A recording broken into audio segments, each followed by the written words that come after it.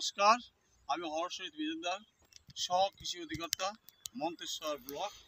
আজকে এসেছি আমি পূর্বস্থলী 2 নম্বর ব্লকের সিমলা মেরতলা গ্রামে। এখানে একটি দেখুন সুন্দর একটা কচু ক্ষেত।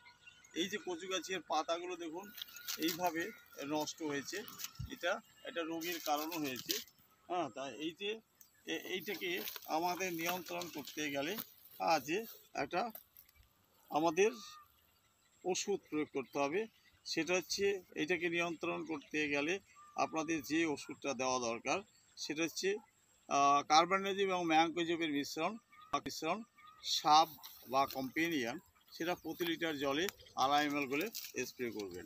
আর এখানে ছোট ছোট কিছু পোকা আছে দেখলাম, যেটা হচ্ছে শোষক পোকা, সেটার জন্য অ্যাসিফেট 75% WP, সেটা হচ্ছে প্রতি লিটার জলে 1 ml গুলে স্প্রে করবেন।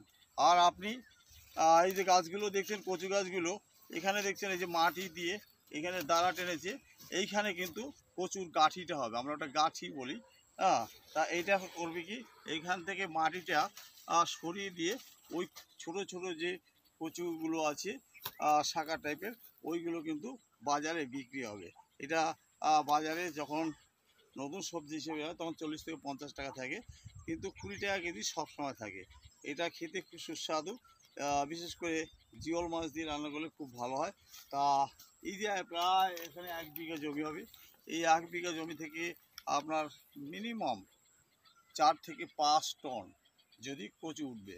একবার যদি 1 টনের হচ্ছে 10 কুইন্টাল, যদি আমি 20 টাকা করেও ধরি, তাহলে 20 টাকা করে 2000 টাকা হচ্ছে কুইন্টাল। তাহলে হচ্ছে 1 টনের দাম হচ্ছে কত, 20,000 টাকা। তাহলে 4 টন হয়েছে 80 থেকে 1 লাখ টাকার কিন্তু গাঠি এখান থেকে বিক্রি হবে। খরচা হচ্ছে আপনার 20,000 টাকা, 60,000 টাকা কিন্তু প্রফিট আছে। তা কৃষক বন্ধুরা হয়তো কচু বলে অনেকেই ছিটকাচ্ছেন গলা ধরবে, এই কচু কিন্তু গলা ধরে না। এটা শরীরের পক্ষে কচু খেলে কিন্তু উপকার আছে, আপনার রক্ত পরিষ্কার রাখবে, রোগ পীড়া কিন্তু কম হবে। আর এই কচুর পাতা, এটা যদি একটু ইলিশ মাছের মাথা দিয়ে ফেলা যায় না, প্রচুর পাতায় আপনার ইলিশ মাছ দিয়ে খাওয়া যায়। প্রচুর কাণ্ড আপনি সেখানে ইলিশ মাছ দিয়ে ইয়ে করবেন, সেটা হবে প্রচুর। এখানে যে গাঠিগুলো হবে সেগুলো কিন্তু জিওল মাছ দিয়ে তরকারি করে খাবেন অর্থাৎ, এবং এই খাওয়ার খুব সুস্বাদু এবং শরীর পক্ষে খুব ভালো। আপনার নিজের বাড়িতেও 2-4টে চাষ করুন, কিন্তু বেশি চাষ করবেন না।